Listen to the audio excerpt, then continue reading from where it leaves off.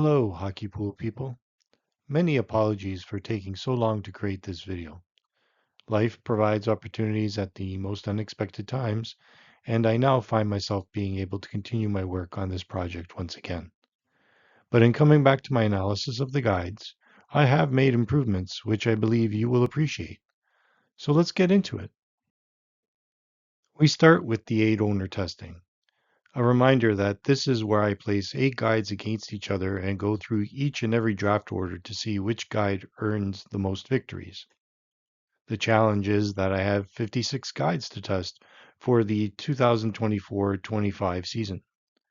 For the evaluation of the 2024-25 season, I was able to place each guide in 500 battles. Each battle was unique. There were no duplicates. After I collected all the data, I segmented the guides by the total number of victories earned in groups of 8. Then for each group, I ran one more battle to determine the winners of each grouping.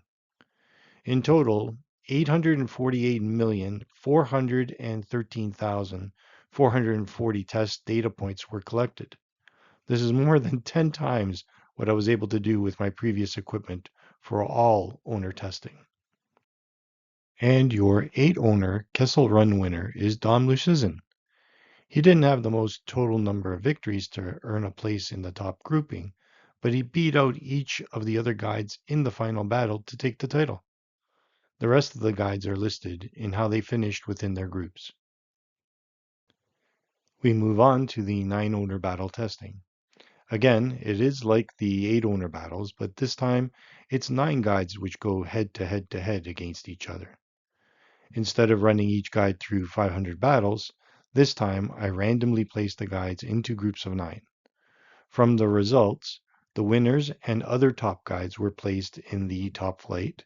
Secondary flights were then filled with the next best 9 guides, and so on until we get to the last grouping of 9 guides. Then, next round of battles are performed. The top 2 guides are promoted up a flight, and the bottom 2 are demoted a flight. I run them through another battle and make the same adjustments, and continue to do so for a total of 8 battles, at which after promoting and demoting the guides, I eliminate the lowest 9 guides. Then I randomly assign new groups of 9 guides and repeat the same process. It ends when I only have one group, the best group of 9 guides remaining, and I put them through a final battle to see who came out on top. Because we're dealing with multiples of 9, 54 guides were being tested. The lists based on last year's points and points per game were removed from this testing. A total of 361,428,480 test data points were collected. This time, it was ESPN who won the 9-owner Peak Performer title. They were also coincidentally the guide which earned the most total number of victories over all their battles. The total number of victories is skewed to the better guides because they participated in more battles. The other guides were listed within the flights they achieved before they were eliminated from the process. Yes, we have 10-owner testing for the very first time. I've been asked about this in the past, and I am very happy to be able to do this level of testing now. The 10-owner testing was applied slightly differently from the other 2. This time, instead of having to endure many challenges before ensuring making it to the next stage, as soon as a guide landed in the top 10 of total number of wins, they were promoted to the next stage. If a guide didn't make it on the first attempt, they had another chance, and if they didn't make it on that try, they had yet another chance as well, but only until the last 10 guides remained. When that is set, they were eliminated. The process repeated until there were only 10 guides remaining. Then one final battle to see which guide would be the most victorious. Even though there were fewer battles than the 9-owner testing, the 10-owner testing totaled 762,048,000 test points because there were 10 guides fighting against each other in every possible draft order. And the winner was the sports forecaster. 3 different test methods and 3 different winners. There were 50 guides tested, but the ones which were excluded simply did not make the cut based on the total number of projections they made. I had to ensure that they could go through more than 30 draft rounds, which meant more than 300 players. Maybe this would encourage them to produce a longer list. Maybe. What is seen here is the 10 owner final rankings, but this time, instead of showing you the total number of victories, I'm showing you the average number of victories per battle group. The sports forecaster was clearly at the top. Pool hockey was right up there, but couldn't clear the hurdle to get into the finals. It does matter which guides they go up against. At this point, I was curious if I could run an 11 owner battle, and I was completely wowed. It was possible, and the time it took was reasonable. This testing took the same format as the 11 owner testing, but I had to reduce the total number of guides to 44. Again, guides were excluded from the testing based on the total number of predictions they made, and not on any other reason. This time, the winner was ESPN, although Domel and the forecaster were in the finals in this testing. There were some widespreads in terms of the total number of victories, but that was because of the number of battles some guides had to go through. Not all of the top guides got through to the next stage in their first attempts. Here are the averages per battle, and we see that Steve's cheat sheet had a vast number of average wins per battle, but that just means that they dominated weaker groupings. You can see that with other guides as well, like Domel and other lower groupings. In total, there were 4,790,016,000 data points collected just from this 11 owner testing. You heard that right, over 4.7 billion. I was thrilled in being able to do 11 owner testing. I was floored when I discovered a way to do 12 owner testing.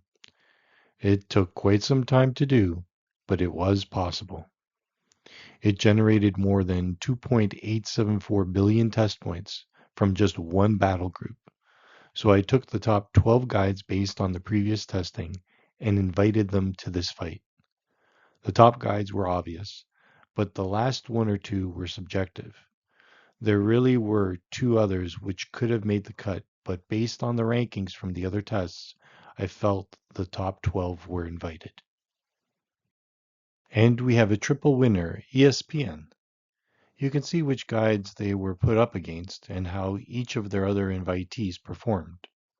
There is no guarantee that any of the other guides which did not make the cut would have done better than Game of Chat, but it doesn't look very good since Game of Chat earned a little more than 5 million wins. If 5 million wins was a bad thing, but it is all relative. Now the question is, which guide is the overall winner?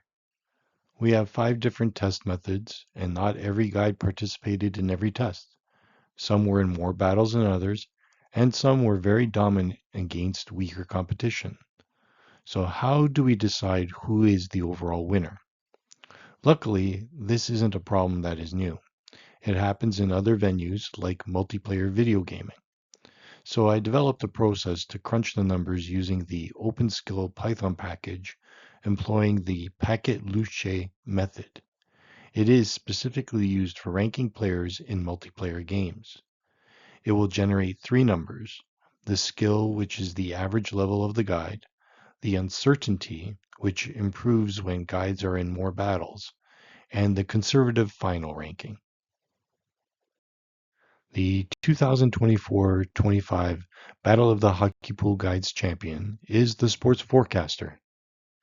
I'll go into the numbers in the next few slides, but this is what the formula determined. These are the results for the top 16 guides. And someone out there will point to ESPN being ranked only 8th, even though they had more than 1.1 billion wins across all of the testing, which is even more than what the forecaster earned. And that is because of the strength of the competition when those victories were earned. When you beat stronger competition, you earn more value than if you beat up on weaker ones. These are the next best 16 guides. You can see this with Nate from Apples and Ginos. He earned 300 million victories, but the Apples and Ginos consensus ranking were rated higher than him, even though they had 50 million fewer wins. These are the next best 16 guides, and you may recognize some familiar names. They did not have a good 2024-25 season, but they can still earn victories. These were the final 8 guides. Clearly, they have some work to do, especially number fire, who got outranked by last year's points per game's single win. All kidding aside, we will go through a few more visuals, which I think will demonstrate why the sports forecaster won the title. On the y-axis, I have the rankings from first at the top to 14th at the bottom. Then on the x-axis, I have placed the total number of players drafted and by which owner testing method produced that metric. An 8-owner 10-round test means that 80 players were drafted. A 10-owner 30-round draft means that 300 players were drafted, and so on. I have placed the top 12 guides from the calculated rankings in the rankings they earned here. First thing to see is that the other 44 guides don't make much of a dent. Second, only one guide does not make the top 12, and that was Game of Chat, which probably means that I should have invited one of the other 2, which were just on the cusp of the 12-owner invitational. Now, it is a little bit hard to see, but there is a clear answer as to why the sports forecaster beat out ESPN, and others for that matter. With this slide, I've cleared out all the other guides, and I'm showing you only ESPN and the forecaster. ESPN had a great start. 4 first-place finishes from 80 players to 180 players drafted, but doesn't do a whole lot until 300 players or more are drafted. The sports forecaster kind of has the inverted problem. They don't do well from 80 to 180 players drafted, but they perform very well and are largely consistent from 200 to over 440 players drafted. They have 9 first-place finishes and 6 second-place results in that stretch.